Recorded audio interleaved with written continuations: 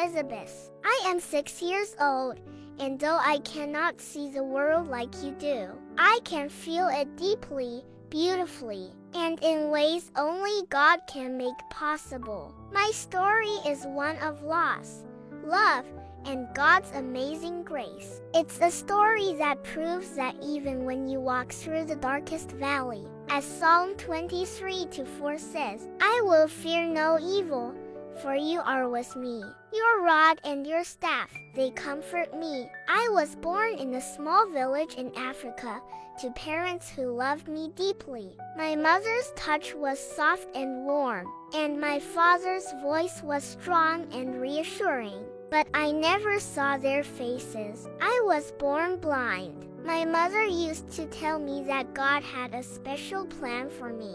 Even though I couldn't see the sunlight or the stars, she would sing me songs about Jesus, about how he heals, provides, and loves unconditionally. But when I was just a baby, something happened. My parents were gone. I survived, but I lost everything: my parents, my home, and any chance of seeing the faces of the people who loved me. It was a time of great darkness, both physically and emotionally. But even then, God's hand was on my life. Psalm 68:5 says, A father to the fatherless, a defender of widows, is God in his holy dwelling.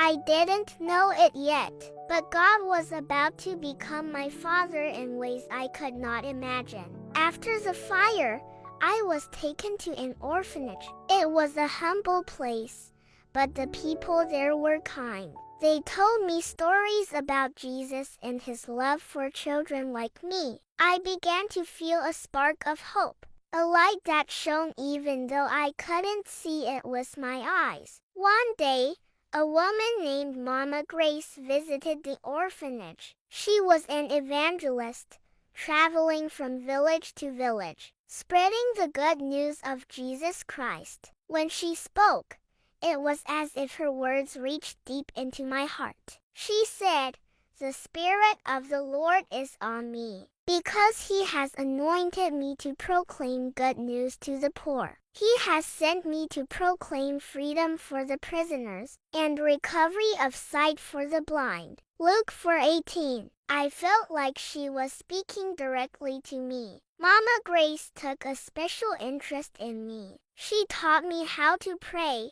how to listen to God's voice, and how to trust him with my whole heart. She told me that my blindness was not a curse, but a gift that God could use to show his glory. For we live by faith, not by sight. 2 Corinthians 5:7. She would remind me. It was during one of these lessons that I decided to give my life to Jesus.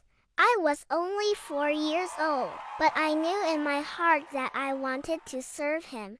From that day on, my life began to change. At the orphanage, I was given a dog named Jack. Jack was no ordinary dog. He was a gift from God. He became my eyes, guiding me wherever I needed to go. But Jack was more than just a helper. He was my friend, my companion, and my reminder that I was never alone. Whenever I held Jack's leash, I felt like I was holding onto God's hand. When I turned 6, I felt a strong calling in my heart. I wanted to tell people about Jesus, just like Mama Grace did. I wanted to share the love that had saved me, the love that had given me hope when I had none. So, with Jack by my side, I started going from village to village, sharing my story. Let me tell you about Jesus, I would say to the people who gathered to listen. I told them how he had been my comfort in the darkest times, how he had given me a family in the orphanage, and how he had given me a purpose even though I was blind. I would quote Romans 8:28. And we know that in all things, God works for the good of those who love him, who have been called according to his purpose. I told them that even though I couldn't see, I could feel God's love in every step I took, in every breeze that touched my face, and in every wag of Jack's tail. One day, I visited a village where people were struggling with drought and hunger. I stood before them, holding Jack's leash tightly, and said, God sees your pain. He sees your tears, and He loves you. I shared the story of Hagar, who called God El Roi, the God who sees, because He saw her in her distress. Genesis 16:13. As I spoke, I could hear people crying. I told them that Jesus said in Matthew 11:28, Come to me, all you who are weary and burdened, and I will give you rest. By the end of that day, many people had come forward to give their lives to Jesus. Jack and I continued our journey, visiting schools, markets, and churches. Each time, I shared how God had been my strength. I told them about the fire, about losing my parents, and about how Jesus had become my everything. I told them that even though I couldn't see the world, I could see God's love shining brightly in my heart. One of my favorite Bible verses is Psalm 27:10. Though my father and mother forsake me, the Lord will receive me. I told people that this verse had become my life's testimony. Now, as I stand here before you, I want to leave you with this message.